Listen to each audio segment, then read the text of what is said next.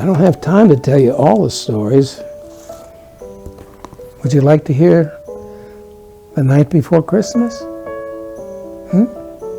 That's one of my favorite stories. Okay, can you see? That's kind of a picture of me.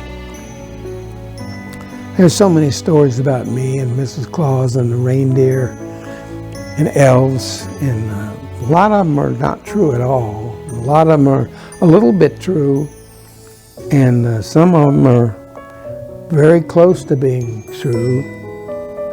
Polar Express is one of my favorites, but it's not all true. So anyway, there are many stories about me that are real and not real. So this is The Night Before Christmas.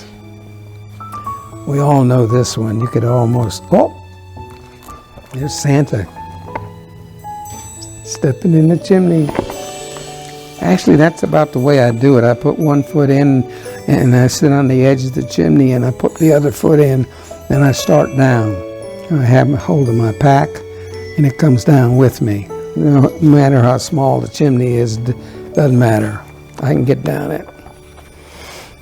Okay. It was the night before Christmas when all through the house, not a creature was stirring, not even a mouse. The stockings were hung by the chimney with care in hopes that St. Nicholas soon would be there. And you know that St. Nicholas is me, Santa Claus. Some people call me Father Christmas too. The children were nestled all snug in their beds while visions of sugar plums danced in their heads.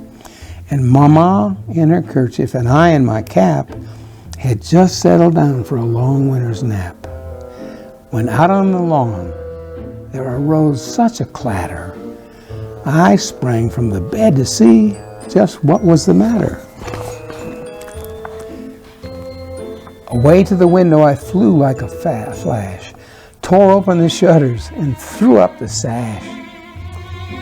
The moon on the breast of the new fallen snow gave luster of midday to all the objects below, when what to my wondering eye should appear but a miniature sleigh and 8 tiny reindeer.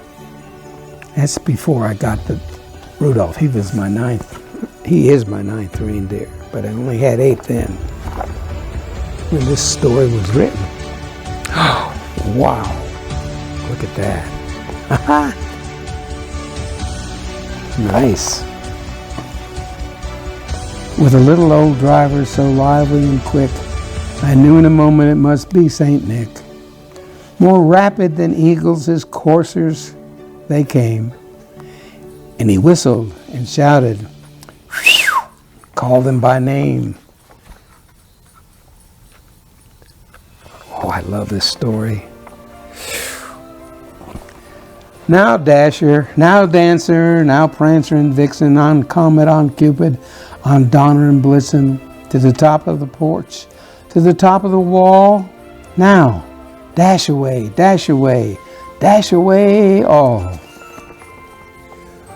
Wow. As dry leaves that before the wild hurricane fly, when they meet with an obstacle mount to the sky. So up to the housetop the coursers, that's my reindeer, the coursers they flew, with a sleigh full of toys and St. Nicholas too. And then in a twinkling I heard on the roof the prancing and pawing of each little hoof.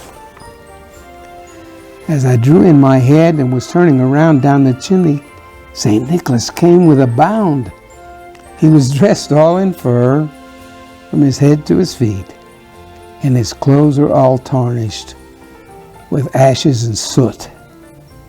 A bundle of toys he had flung on his back, and he looked like a peddler just opening his pack. His eyes, how they twinkled, his dimples, how merry. His cheeks were like roses, his nose like a cherry.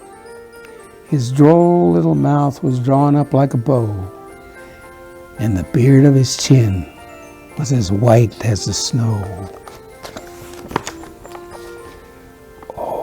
and the stump of a pipe he held tight in his teeth, and the smoke it encircled his head like a wreath.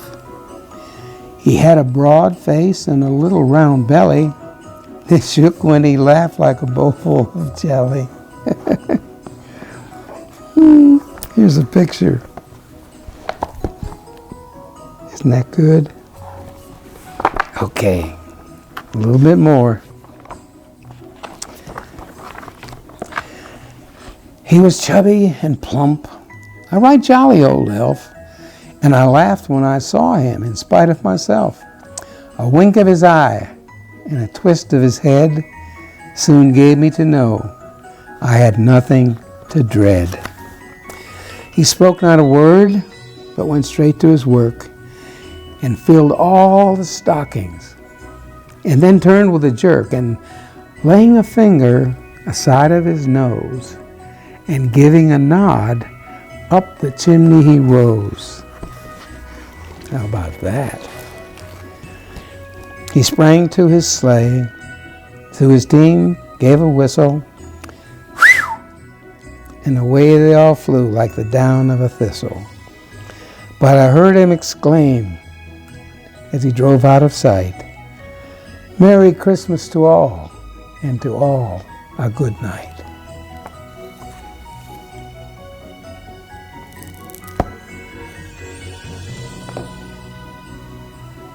It's time for another nap, I think.